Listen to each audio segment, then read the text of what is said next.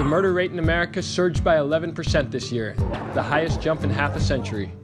This cycle of violence has strongly influenced this election cycle. In Chicago, they've had thousands of shootings, thousands. We cannot just say law and order. We have to come forward with a plan. We wanted to see one of the neighborhoods hardest hit by homicides, Austin, Chicago, and find out what might stop the cycle of violence.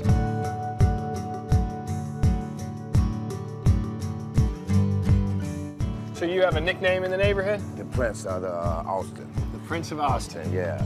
It's a lot of these in the community. So these are buildings that are just utterly abandoned for just years. For years. If I take a brick out that wall every day, eventually that wall is going to collapse. And that's what's happening to my community. I worry about the safety of my kids and the rest of the kids in the community as well. Yeah, I see like a lot of people posting about guns and all the killing, and it's like real sad how they do. The childhood they're having, Right. different? Yes. They got weaponry now where they got guns with 100-round clips that's easy accessible. And I don't think that no one that live in any urban area should have assault rifles. So you grew up here in this neighborhood? Yeah, I grew up in this community right here. In 1984, I went to prison for 27 years. 27 years? 27 years and 9 months. And why'd you go? Murder. So I was a major part in the destruction of my community. So now my fight is to be part of the reconstruction. We high in everything but resources. We have the highest murder rates, we have the highest dropout rates, the highest unemployment.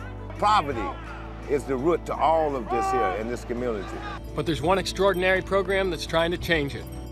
Put the neighbor back in the hood. I like it. Yeah. Adam Alonso is the director of BUILD, a program that keeps kids away from violence and gangs on the streets. BUILD has planted itself here now for the last 4 years, really trying to help change the trajectory of the community and for our young people and families, housing stability, jobs creation, so that all exists here. So the corner here is pretty tricky. I don't want to get too much closer to it just because you bring a camera up to a corner that's an active corner. I don't want there to be anything else that could happen. Sure. A lot of the guys who do this work with us have been there and done that. So they've lived that life. They're in the right position to say, you know what? Let me tell you what prison's really like. Some of the young people who are here, if you hear their story, you're not going to believe that this is the same young person you're talking to.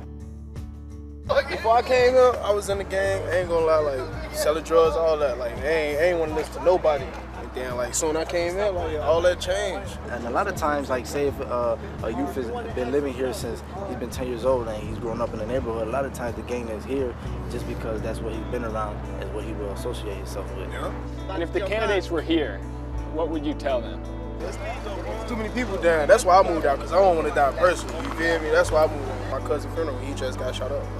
There's too much going on. Trump and Hillary, you've kind of heard their words in the news. Who are you leaning toward and why? I mean, this is going to be my first year to vote, but from the first debate they have, I'm leaning more to Hillary. So you're watching these debates? I watch them, and actually I just watched the rerun earlier. You watched it twice? I watched it twice. Wow! Well, I feel like a lot of people say, oh, I'm not going to vote. One vote doesn't matter. Every vote matters. Even that one vote matters. And what do you say to politicians like Donald Trump who say these communities are absolutely shattered? I tell Donald Trump to put some of that money that he didn't give to pay his taxes and pay so we can have the resources in my community so we can drive like the rest of the communities in America do. A majority of the kids in this community come to us because we all they have in the South Austin is BUILD. There's nothing else over here but BUILD. We have resources where we can offer them opportunities other than gang banging. And I'm not a religious person, but I believe if you do the right things happen. Yeah, and you've done just amazing things here. And we do a tremendous job in the Austin community.